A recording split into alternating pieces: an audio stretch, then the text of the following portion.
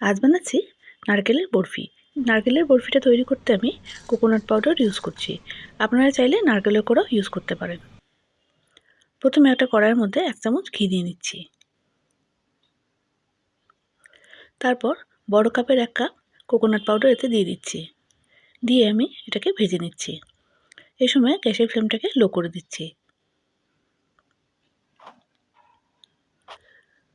তারপর 1/2 কাপ চিনি দিয়ে দিচ্ছি। আপনারা যে যেরকম মিষ্টি খান সেই হিসাবে চিনিটা দেবেন। তারপর দিয়ে দেবো এর মধ্যে 1/2 কাপ মিল্ক পাউডার।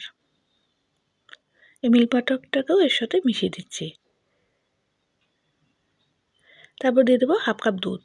আমি 1 কাপ দুধই ইউজ করব এই বরফিটার জন্য। প্রথমে 1/2 কাপ দিয়ে দিচ্ছি, দুধটা শুকিয়ে গেলে আরও 1/2 কাপ এতে অ্যাড করব।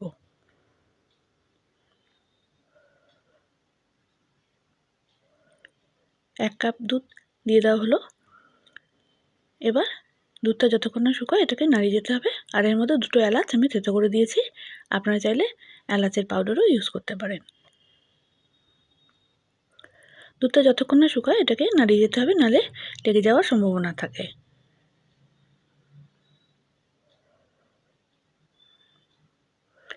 দুধটা শুকিয়ে গেলে গ্যাসটা বন্ধ করে আমি 1 চামচ ঘি দিয়ে দিচ্ছি এর মধ্যে। ঘিটাকে ভালো করে এর সাথে মিশিয়ে নিচ্ছি। এরপর গ্রেট করা আলমন্ড এর মধ্যে দিয়ে ভালো করে এটাকে মিশিয়ে দিচ্ছি এর সাথে। তারপর একটা পাত্রে ঘি ব্রাশ করে নিচ্ছি।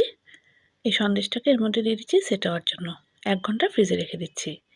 1 ঘন্টা পর একটা প্লেটের মধ্যে এটাকে উল্টে দিয়ে উপর থেকে একটু পানি মারলেই সন্দেশটা বেরিয়ে আসবে।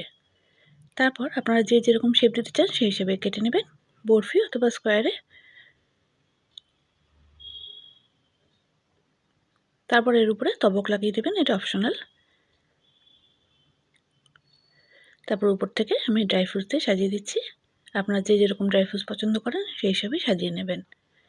লাস্টে আমি ভ্যানিলা এসেন্স এর উপরে ব্রাশ করে দিচ্ছি, এতে ফ্লেভারটা খুব ভালো আসে।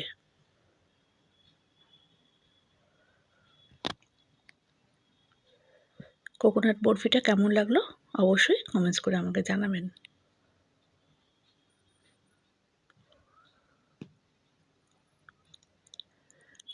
আর আমার চ্যানেলটাকে লাইক আর সাবস্ক্রাইব করে দেবেন প্লিজ। আজ বানাচ্ছি নারকেলের বরফি। নারকেলের বরফিটা তৈরি করতে আমি কোকোনাট পাউডার ইউজ করছি। আপনারা চাইলে নারকেলের কোড়াও ইউজ করতে পারেন। প্রথমে একটা কড়াইয়ের মধ্যে 1 চামচ ঘি দিয়ে নিচ্ছি। তারপর